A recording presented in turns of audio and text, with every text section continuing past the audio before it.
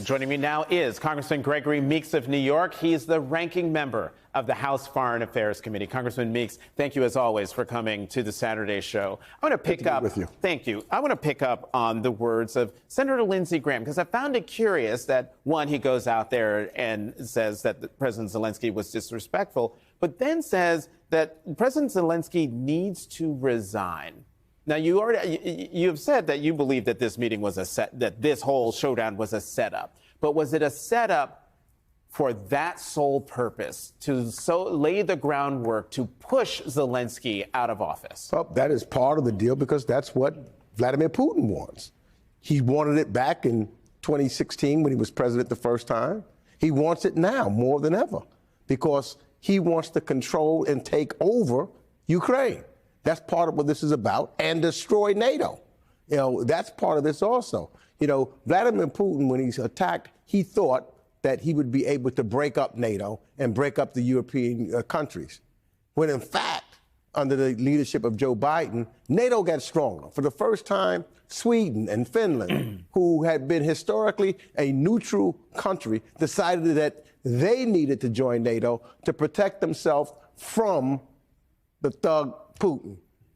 And this is what we're doing now. The United States, under Trump and Vance, they are helping the only one that benefited from yesterday, Vladimir Putin, by trying, since you couldn't separate Europe, because they seem to be tighter than ever, separate the United States from its European allies and try to strip them so that then Russia can continue with what it wants to do, to move in, to take over Ukraine and move in some of the other countries on the European continent. It took 80 years to build the liberal, small d, democratic order that the United States and the Europeans helped build. And it took just maybe 10 minutes to blow the whole thing up, metaphorically speaking.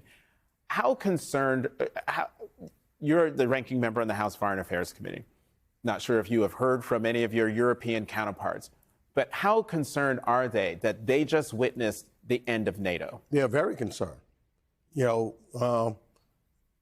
heard from one of the leaders of Estonia that's saying that there may need to be a new world leader for freedom because you can't rely on the United States anymore.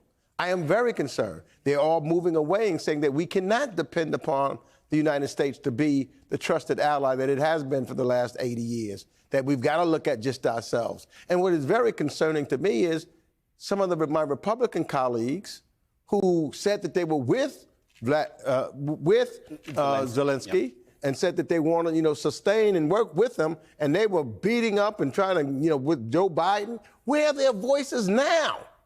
This is the time, if they're really with our NATO allies, if they're really with Mr. Zelensky, if their voices need to be heard now, and we can do something in Congress collectively together.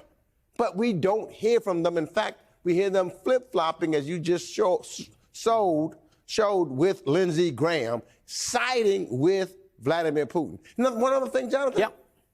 The UN vote. For the first time, you see the United States of America voting with Russia, North Korea, and Iran.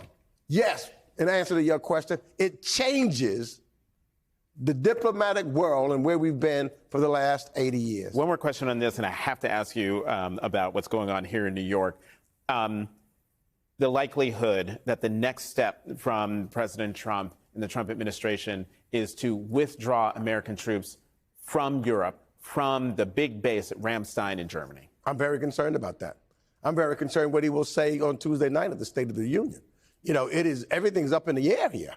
This guy is clearly not with our allies. Just think about what he's done in the first month or so that he's been in the office.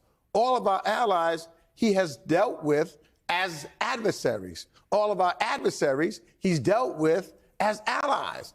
It just makes no sense, and I don't think that the American people will stand up for that. And I would hope that Congress, because we're supposed to be the oversight of the executive branch, that Congress stands up in a bipartisan way and tells him that we're going to make sure that we stand with our allies. Okay, I'm going to squeeze in two questions. One, the House Energy and Commerce Committee, or the House budget resolution that was passed, One of the things that it will require is cutting $880 billion in costs to make the numbers work. A lot of concern that those cuts are going to come from Medicaid.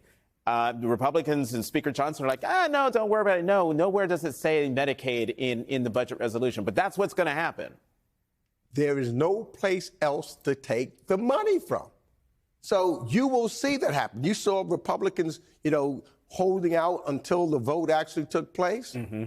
We know what they want to do. They want to cut Medicaid to make sure that they can give the tax cuts to the buddies of Donald Trump, who we saw at the inauguration sitting up there with them. There is no question that chips, you're helping young children, etc. That is where the money will come from. Thoughts on former New York Governor Andrew Cuomo jumping into the race for mayor? Current mayor Eric Adams says he's running for re-election. What do you make of Cuomo jumping in? Well, look, I think it was anticipated. I think that, folks are concerned about Mayor Adams and his affiliation with Donald Trump. So that's You concerned? Caused that. Yeah, I got to say I'm concerned. We'll see what takes place once the judge determines whether he's going to dismiss the case or not. But my concern was when you heard that it was going to be without prejudice, meaning they could bring it back. If Trump did not want to control them at all, he could have just given them a straight pardon. That didn't happen. So antennas are up. But I think that the mayor should finish his term, and folks will then have to make a judgment on who they want to be the next mayor. That's what elections are all about. Congressman Gregory Meeks, thank you, as always, for coming to the Saturday Show.